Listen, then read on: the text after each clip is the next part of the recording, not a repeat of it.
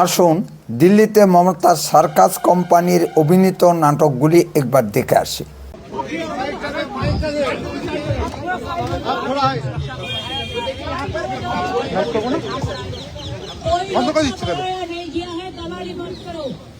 Delhi police को इधर में देखो बास करके ले आया।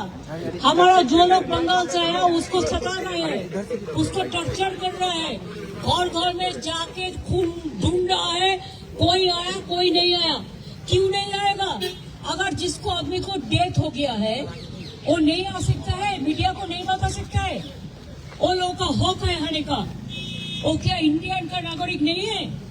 जो लोग जिंदा है उसको मृत बना दिया, डेथ बना दिया। इसी के लिए थोड़ा से लोग आया, ज्यादा सो नहीं आ पाए कि हमारा भी ऐसा चल रहा है, हम भी बिजी है, हमारा भी बजट सेशन चल रहा है। लेकिन दिल्ली पुलिस का हरकत देखो। हम दिल्ली पुलिस को गाली नहीं देंगे कि उसका फॉल्ट नहीं है, लेकिन आप लोग पूरा देखो, पुलिस को दिखाने दो।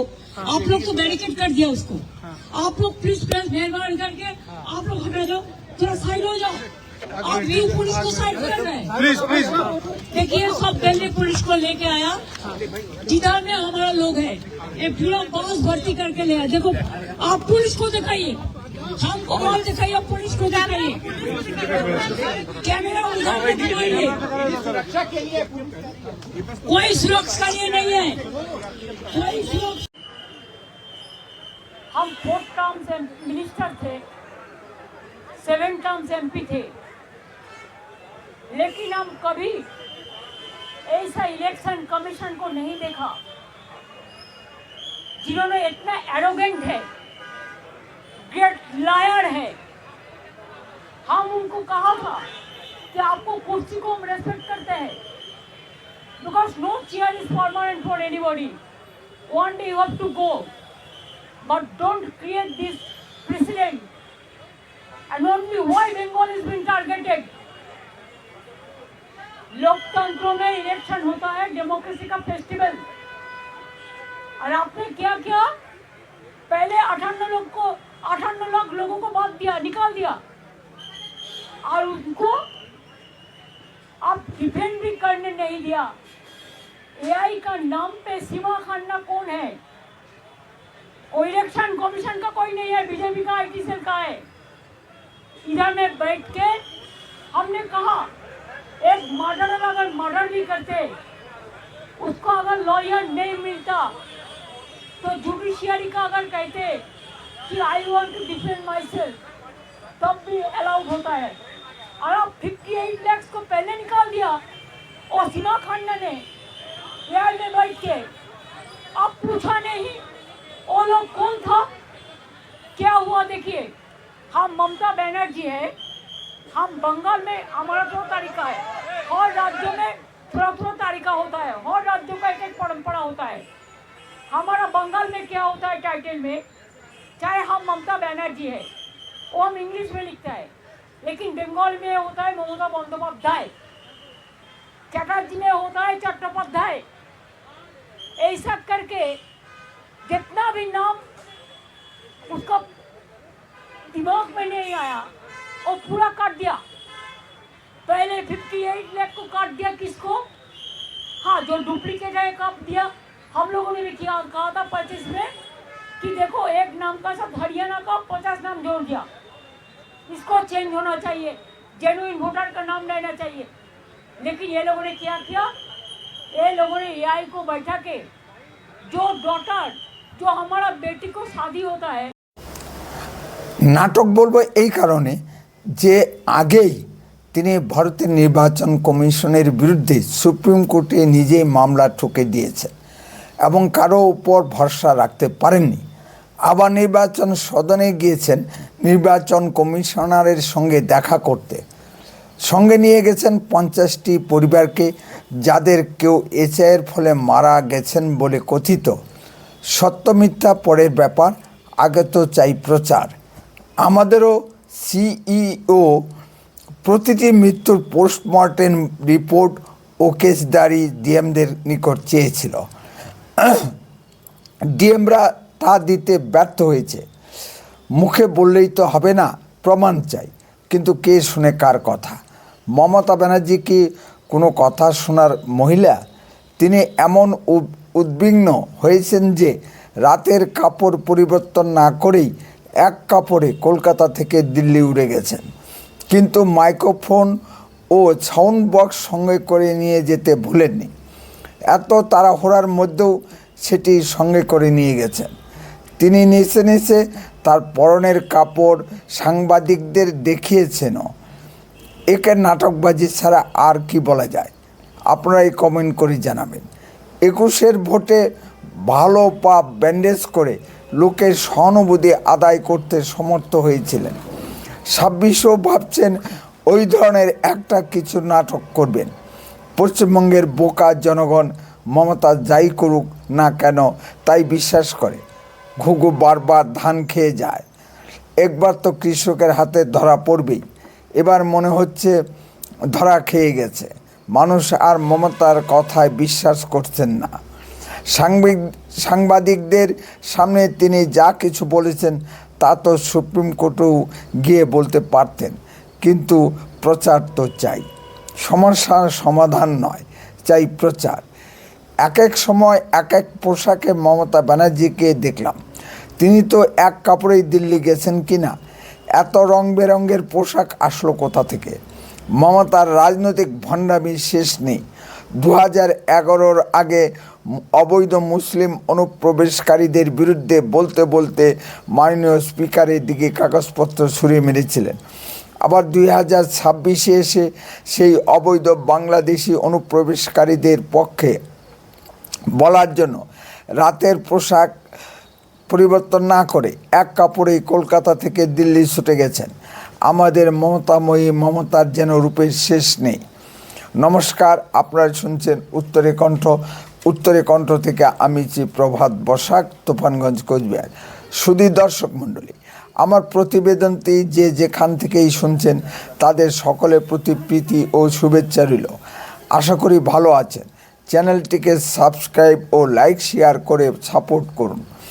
আসুন বিরোধী দলনেতা শ্রী শুভেন্দু অধিকারী কি বলছেন একটু শুনে আসি। নাটক করার জন্য দিল্লিতে গেছেন। উনি যাতে মিথ্যাচার করতে না পারেন, ভারতীয় জনতা পার্টি সব জায়গায় আজকে বিক্ষোভ করেছে। আমরাও এখানে একই দাবি করছি। কি দাবি?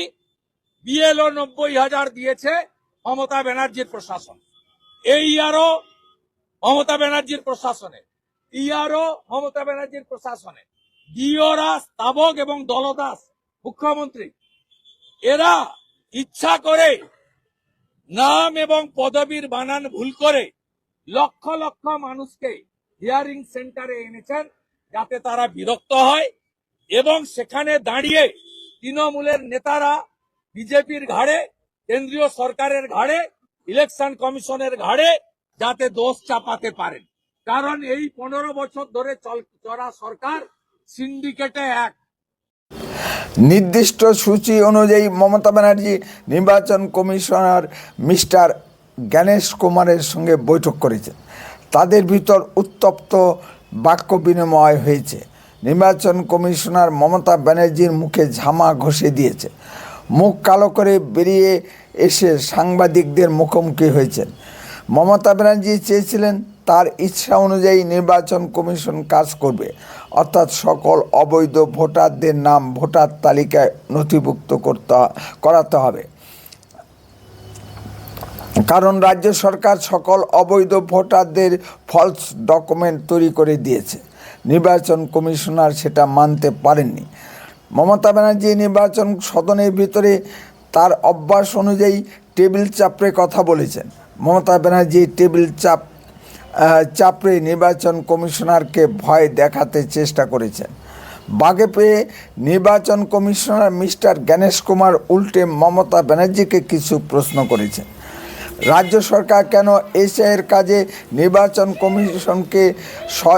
কমিশনকে সহযোগিতা করছে না, বরং বিরোধিতা করছে? কেন ঠিকমতো বিএলওদের দেওয়া হয়নি? আরও 12টা রাজ্যে এসআইয়ের প্রক্রিয়া চলছে, সেখানকার রাজ্য সরকারগুলি তো এইভাবে বিরোধিতা করছে না। তাহলে পশ্চিমবঙ্গে এত বিরোধিতা হচ্ছে কেন? মমতা ব্যানার্জি এর কোনো সদুত্তর দিতে পারেননি। টেবিল চাপড়ে তৎক্ষণাৎ বাইরে বেরিয়ে এসে সাংবাদিকদের মুখ বলেছেন নির্বাচন কমিশনার মিস্টার গণেশ কুমার তাকে অপমান করেছেন। তিনি আরও সময় নিয়ে নির্বাচন কমিশনের সঙ্গে কলতলার বস্তিবাড়ির ঝগড়া বাঁধাতে চেয়েছিলেন, কিন্তু সজাগ নির্বাচন কমিশনার মমতাকে সে সুযোগ দেননি। এটাও মমতা ব্যানার্জির ক্ষোভের একটা বড় কারণ। তিনি মনে করছেন নির্বাচন কমিশনার তাকে জনপ্রতিনিধি হিসেবে কোনো গুরুত্বই দিল না। নির্বাচন কমিশনার মমতা ব্যানার্জিকে 1 ঘন্টা সময় দিয়েছেন, তারপরেও যখন দেখছেন শেষ হচ্ছে না, সব অবান্তর কথাবার্তা হচ্ছে, তখন বাধ্য হয়েই নির্বাচন কমিশনার মমতা ব্যানার্জিকে সোজা দরজা দেখিয়ে দিয়েছেন। সাংবাদিকদের সামনে তারও ক্ষোভ উগরে দিয়েছেন। তিনি ভারতের নির্বাচন কমিশনকে বয়কট করবেন বলে হুঙ্কার দিয়েছেন। আমরা ভাবলাম মমতা ব্যানার্জি হয়তো ভোট বয়কট করবেন, তাহলে পশ্চিমবঙ্গবাসী অন্ততপক্ষে চুরি দুর্নীতির রাজত্ব থেকে বেঁচে যেত। সে ব্যাপারে মমতা ব্যানার্জি খুবই সজাগ। তিনি ভোট বয়কট করেননি। মমতা ব্যানার্জি একটি সাংবিধানিক প্রশ্ন তুলেছেন যে নির্বাচন কমিশনের একটা নেই মাইক্রো অবজারভার বা স্পেশাল রোল অবজারভার নিয়োগ করার, যা অন্যান্য রাজ্যে নিয়োগ করা হয়নি, শুধু পশ্চিমবঙ্গে কেন নিয়োগ করা হলো? অত্যন্ত সঠিক প্রশ্ন। আমারও এ প্রশ্ন, পশ্চিমবঙ্গে কেন রাজ্য সরকার অবৈধ বাংলাদেশি মুসলিম অনুপ্রবেশকারী ও রোহিঙ্গা মুসলিম অনুপ্রবেশকারীদের ভোটার তালিকায় নাম নথিভুক্ত করাতে চাপ দিচ্ছে? অন্যান্য রাজ্য সরকারগুলি তো তা চায়নি, এমনকি বিজেপি বিরোধী দল শাসিত তামিলনাড়ু ও কেরালা রাজ্য সরকারও তা চায়নি। ফলস ডকুমেন্ট কোনো রাজ্য সরকার তৈরি করে দিয়েছে। বিষয়টি পার্লামেন্ট পর্যন্ত পৌঁছে গেছে বিতর্কের জন্য। এই জন্যই নির্বাচন কমিশনকে মাইক্রো অবজারভার এবং স্পেশাল রোল অবজারভার নিয়োগ করতে হয়েছে।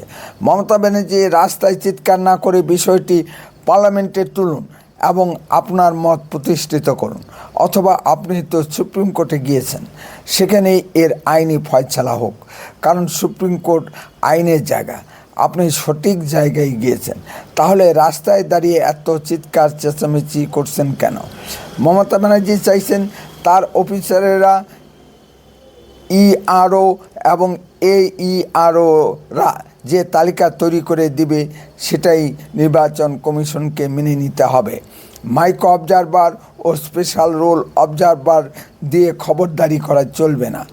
মমতা ব্যানার্জির অফিসাররা যে ভোটার তালিকা প্রস্তুত করবে সেটাই সঠিক ভোটার তালিকা হবে না, ভোটার তালিকা হবে। কারণ প্রয়াত সঙ্গীত শিল্পী দ্বিজেন মুখোপাধ্যায়ের মতো বিখ্যাত ব্যক্তিরা ভোটের দিন স্বর্গ থেকে নেমে এসে তৃণমূলকে ভোট দিয়ে যায়।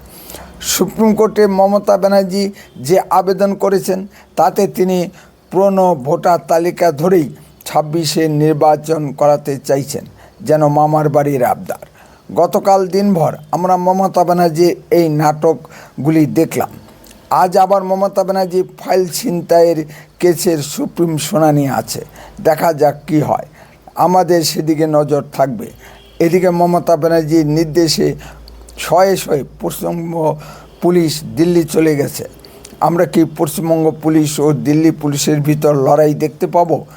আজকে যদি ভারতের সুপ্রিম কোর্ট সঠিক সিদ্ধান্ত নিতে ব্যর্থ হয়, তবে কোর্টের উপর মানুষের আশা ভরসা তলানিতে চলে যাবে।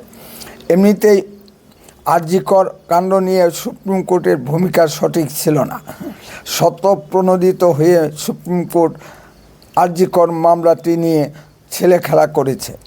মাননীয় সুপ্রিম কোর্টের প্রধান বিচারপতি প্রাক্তন DY চন্দ্রচূড় চূড়ান্ত অমানবিকতার কাজ করেছেন, যা বাঙালির সহ্যের সীমার বাইরে চলে গেছে। যেটুকু খবর পেলাম, ইডির আবেদনের পরিপ্রেক্ষিতে মামলাটি পিছিয়ে গেছে। আগামী 10ই ফেব্রুয়ারি নেক্সট ডেট। সুপ্রিম কোর্টের উপর আমরা তো কিছু বলতে পারি না। মমতার দিল্লিতে উপস্থিতির কারণে তলে তলে কিছু একটা হওয়ার জন্যই মামলাটি পিছল কিনা পরে বোঝা যাবে। শুধু এইটুকু বলতে পারি, বাংলার মানুষ ঘটনাটিকে ভালো চোখে দেখছে না। যা বলবার কমেন্টে বলুন, লক্ষ্য রাখুন উত্তরে কণ্ঠের পর্দায়। বন্দে মাতরম, ভারত মাতা কি জয়।